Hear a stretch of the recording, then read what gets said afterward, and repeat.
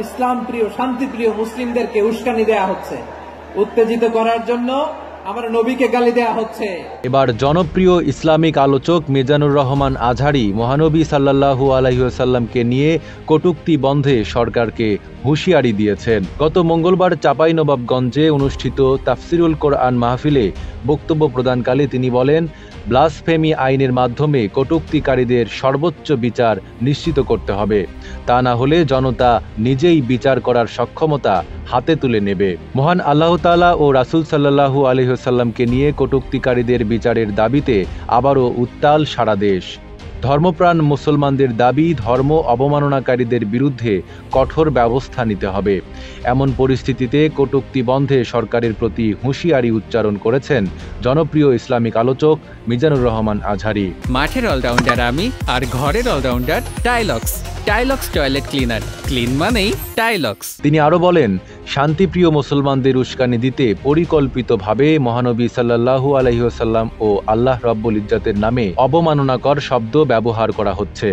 এ বিষয়ে সরকার কঠোর ব্যবস্থা না নিলে পরিস্থিতি নিয়ন্ত্রণের বাইরে চলে যেতে পারে। আজহারী বলেন, বাংলাদেশে ব্লাসফেমি আইন প্রণয়ন করে ধর্মীয় অবমাননাকারীদের সর্বোচ্চ শাস্তি নিশ্চিত করতে হবে। যারা আল্লাহ ও তার রাসূলকে নিয়ে কটূক্তি করে তাদের বিরুদ্ধে কঠোর আইনি ব্যবস্থা গ্রহণ করতে হবে। বাংলাদেশের দণ্ডবিধির ২৯৫ ধারায় ধর্মীয় অনুভূতিতে আঘাত এবং ধর্মীয় প্রতীক অবমাননার জন্য শাস্তির বিধান রয়েছে। এই ধারায় দোষী প্রমাণিত হলে ২ বছর পর্যন্ত কারাদণ্ড, জরিমানা বা উভয় দণ্ড হতে পারে। তবে আজহারী সহ ধর্মপ্রাণ মুসলমানদের দাবি, এই শাস্তি আরও কঠোর করা হোক। এদিকে দেশের বিভিন্ন স্থানে ধর্মপ্রাণ মুসলমানরা এই দাবিতে বিক্ষোভ ও মানববন্ধন করেছে। চট্টগ্রাম, রাজশাহী, খুলনা, সিলেট সহ বিভিন্ন জেলায় সাধারণ মুসল্লিরা রাস্তায় নেমে প্রতিবাদ জানিয়েছেন। তাদের দাবি, কটূক্তিকারীদের দ্রুত গ্রেপ্তার ও দৃষ্টান্তমূলক শাস্তির ব্যবস্থা করতে হবে।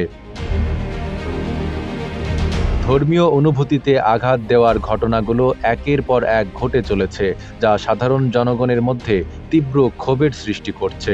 বিশেষ করে সামাজিক যোগাযোগ মাধ্যমে ইসলাম ও মহানবী সাল্লাল্লাহু আলাইহি ওয়াসাল্লামকে নিয়ে অবমাননাকর পোস্ট ও মন্তব্যের বিরুদ্ধে আইনশৃঙ্খলা বাহিনীকে আরও কঠোর হতে হবে বলে মত দিয়েছেন বিভিন্ন ইসলামিক দলের নেতারা। এ বিষয়ে সরকারের পক্ষ থেকে বলা হয়, আমরা সব ধরনের ধর্মীয় অবমাননাকে গুরুত্বের সাথে দেখি এবং আইন অনুযায়ী কঠোর ব্যবস্থা নেওয়া হবে। কারো ধর্মীয় অনুভূতিতে আঘাত দেওয়া আইনত দণ্ডনীয় অপরাধ এবং আমরা জনগণের শান্তি ও সম্প্রীতি বজায় রাখতে প্রতিশ্রুতিবদ্ধ। ধর্মপ্রাণ মুসলমানরা সরকারের প্রতি আহ্বান জানিয়েছেন যাতে ধর্ম অবমাননাকারীদের বিরুদ্ধে কঠোর ব্যবস্থা নিয়ে জাতিকে সংঘাত থেকে রক্ষা করা যায়। নাইম আরাবী, ঢাকা পোস্ট।